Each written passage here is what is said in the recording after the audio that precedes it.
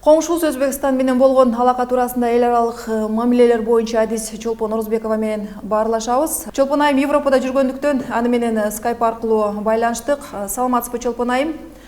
Каримов бийликте отурган жылдары Кыргызстанда 3-4 президент алмашты. Кайсыл президенттин тушунда Өзбекстан менен мамиле жакшыралды жана анын себебин эмнеден көрөсүз? 92-жылы дейм түбөлүк достук боюнча келишим кол коюп атып беле. Ошол учурда президент Аскар Акаев ойлогон албетте мамилени абдан жакшыртам деп жакшы тилек менен кол койгон. Бирок ушуга чейин мен ойлойм мындай бир айрыкча Аскар Акаевдин убагында мамилебиз мындай болду да, өтө эле сыпайыгерчилик. Баягы проблемаларды жаап жашырып эле убакытты өткөрүп келаттык да, силер жакшы, биз жакшы деп элечи. А ошончо жыл бою, 15 жыл бою жаткан проблемалардын баары мынакей жаратыбыз ачылып, эмгек эсепетин тартып атабыз да. Анан ойлойм, эң негизгиси биздин алгачкы президент Аскар Акаев ошол убакта эле саясий эркти көрсөтүп туруп, маселенин баарын убагында чечип койгондо, азыр учурда кырдаал мынчалык оор болбок эмес. Азыр кырдаал абдан оор. Чек арада мынакей 58 абдан чоң тилке чечилбей жатат. Ошол эле учурда суу ресурстары боюнча Өзбекстандын позициясы абдан катуу. Алар Өзбек президенти 3-4 жыл мурда айткан, суунун айынан Борбор Азияда Ферганада согуш чыкканы турат депчи. Бул сөзүнүн артында чоң нерсе жатат. Өзбекстан халкы абдан көп, ошол эле учурда айыл чарбага абдан таянган мамлекет билесиңер, сууга абдан муктаж. Булар ар бир нерсени суунун призмасы аркылуу карашат да. Суу маселеси чечилеби, анда биз мындай кылабыз деп. Мен ойлойм, ушул кырдаалда эки мамлекеттен бардык тарап маселелерди, проблемаларды калчап туруп, мындай бир уступкага да барууга милдеттүү да. Ар бир мамлекет ошону суу маселесин кандай чечебиз, чек араны кандай чечебиз. Азыр жаңы президент менен биз талкуулашыбыз керек баарын. Кайрадан жаңыдан нөлдөн баштап, таза барактан баштап туруп, ар бир маселени ордуна койбосо, бул жыйынтыгы абдан оор маселеге алып келиши мүмкүн бара-барачы. Кыргыз-Өзбек мамилесиндеги орчундуу маселелер бул чек ара жана суу бөлүштүрүү маселеси. Кыргыз жарандарын барымтага алып кеткен соңку окуяда Өзбекстан Орто Токой суу сактагычына менчиктеп алгысы келерин ачыктады. Кыргызстандын чек ара кызматы Өзбек тарап суу сактагычы анклав кылып алууга кызыктар экенин айтууда. Ушул Өзбекстан тараптын бул талабы канчалык жөндүү деп ойлойсуз? Орто Токой суу сактагычы дайбир аты Казансай деп коюшат. Өзбек тарап Казансай деп атайт да. Бул биздин территорияда жайгашкан. Совет убагында 1956-жылы курулган. Бирок Өзбекстан айтып атат, биздин акчага курулган дейт. Бирок Совет бийлиги тушунда бардык объекттин баары Совет өкмөтүнүн акчасына курулган деп айтышыбыз керек да. 1992-жылы келишимге кол койгонбуз 5 мамлекеттен. Кайсы территорияда, кайсы советтик объект калган болсо, ошол мамлекетке өтүшү керек деп. Бул биздин территорияда турат. 700 гектар жаңылбасам Кыргыз республикасынын жери бөлүнүп берилген Совет бийлигинин буйругу менен. Демек, бул биздин жерди жайгашкандан кийин бизге өтүшү керек болчу. Бирок биздин кентчилик убагында саясий эркти көрсөткөн эмеспиз.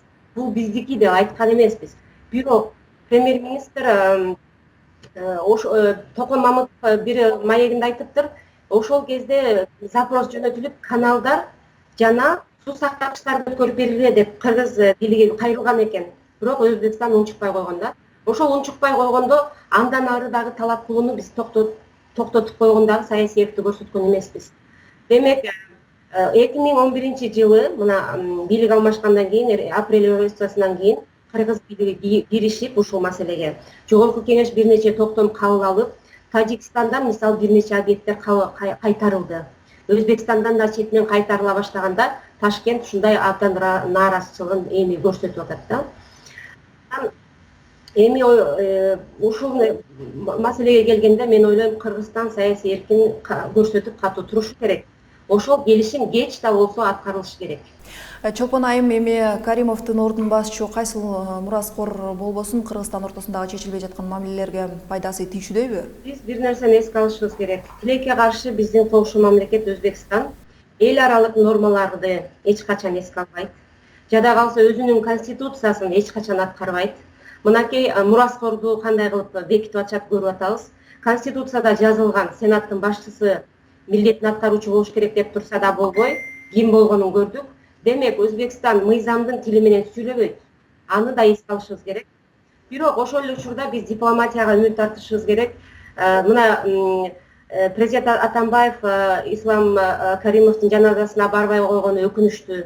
Барыш керек эле, ошол жердеги мураскер боло турган адамдар менен кол алышып, дипломатиялык мамилени азыртан башташ керек эле да. Бирок менимче азыр деле кеч эмес.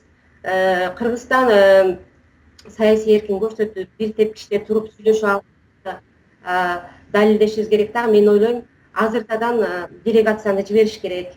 Балким президент Атамбаев өзү деле кеч болсо Куран окуганы, азыртадан барып мамилени жөнгө салыш керек. Өзүңүз белгиледиңиз, Өзбекстан өз мыйзамында сактабаган, эже бербеген мамлекет деп. Ушинтип мынаса келбей жер сууну талашып атсак, мындай учурда эл аралык коомчулук ортого түшсө болобу же болбойбу? Айрыкча Өзбекстан менен эл аралык коомчулук эч качан жардам бере албайт. Бул абдан жабык өлкө.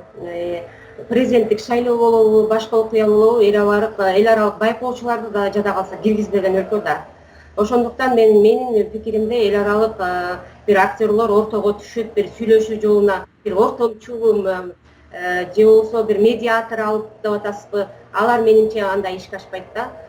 Ушул ким президент болсо, ошо менен жеке адамдык мамилени мындай бир контактты түзүш керек дагы, дипломатиялык тил менен гана жөнгө салганга аракет кылыш керек, башка арга жок.